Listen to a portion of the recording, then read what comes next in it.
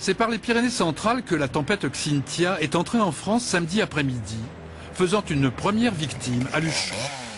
Ce matin encore, les routes d'accès aux stations sont difficiles. À Superbannière, le vent a soufflé à plus de 200 km/h. La tempête a soulevé les toitures, arraché l'antenne relais, fait dérailler les téléskis. Il va y avoir plusieurs jours de travail pour remettre en état la station. Un effroyable concours de circonstances. Il est 5 h du matin lorsque la tempête touche les côtes de Charente-Maritime et de Vendée. Elle est alors au plus fort de sa puissance et elle arrive au pire moment, celui de la marée haute. On a une tempête qui était vraiment d'origine presque tropicale, celle qui vient de nous toucher. C'est une coïncidence très malheureuse qui fait qu'au moment du passage de la tempête, on a eu un fort coefficient de marée alors que les deux événements sont complètement dissociés puisque la marée est liée à l'attraction lunaire alors que la tempête est un phénomène atmosphérique. Sur la surface de l'océan, un régime dépressionnaire exerce un effet ventouse qui fait monter l'eau. Conjugué au vent qui souffle à plus de 150 km/h et qui, eux, ont tendance à pousser les eaux vers les côtes, se crée alors ce que l'on appelle une onde de tempête. Ce week-end, la Grande Marée s'est ainsi retrouvée coiffée d'1 mètre d'eau supplémentaire. Elle a submergé les digues, envahi les terres, comme l'aurait fait un tsunami. La cause de cette tempête, il faut aller la chercher à plus de 10 000 mètres d'altitude. C'est là que circule un tapis d'air froid composé de vents extrêmement puissants, le courant jet. Ces jours-ci, il est situé beaucoup plus au sud qu'il ne l'est d'ordinaire.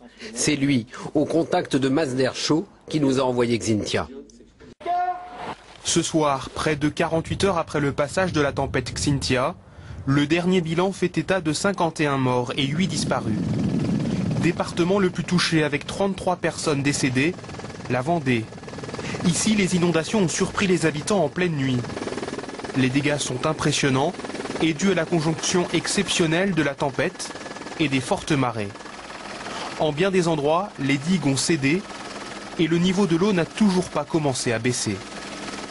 Sur l'ensemble du territoire, 172 000 foyers environ restent ce soir privés d'électricité, essentiellement dans les régions Poitou-Charentes, Pays de la Loire et Centre.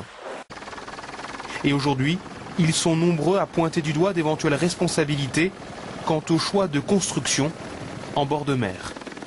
Du golfe de Gascogne à la Bretagne, des vagues puissantes, parfois comme un raz-de-marée, ont ébranlé les défenses côtières établies par les riverains.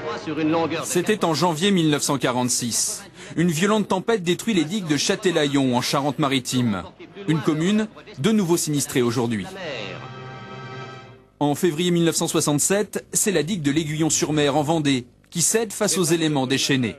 Malgré les travaux de colmatage effectués, ce même ouvrage a été une fois encore éventré dimanche dernier par la tempête Xynthia.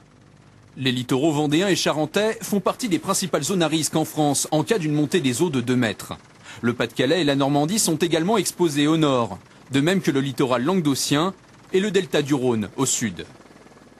Pour assécher ces marais, souvent situés en dessous du niveau de la mer, plus de 7000 km de digues ont été érigées le long des côtes et des fleuves, la plupart au XVIIIe et XIXe siècle. À l'origine, il s'agissait de conquérir de nouvelles terres agricoles, comme ici, en face de l'île de Noirmoutier. Au fil du temps, les cultures ont laissé la place aux habitations, mais les digues, construites en terre et en empierrement, restent une protection bien fragile et très coûteuse. À l'embouchure de la Charente, les habitants de Port-des-Barques en ont fait la triste expérience. Inondée en 1999 lors de la grande tempête, la commune a investi 2,5 millions d'euros avec le département dans une nouvelle digue. Mais l'ouvrage a été submergé dimanche dernier.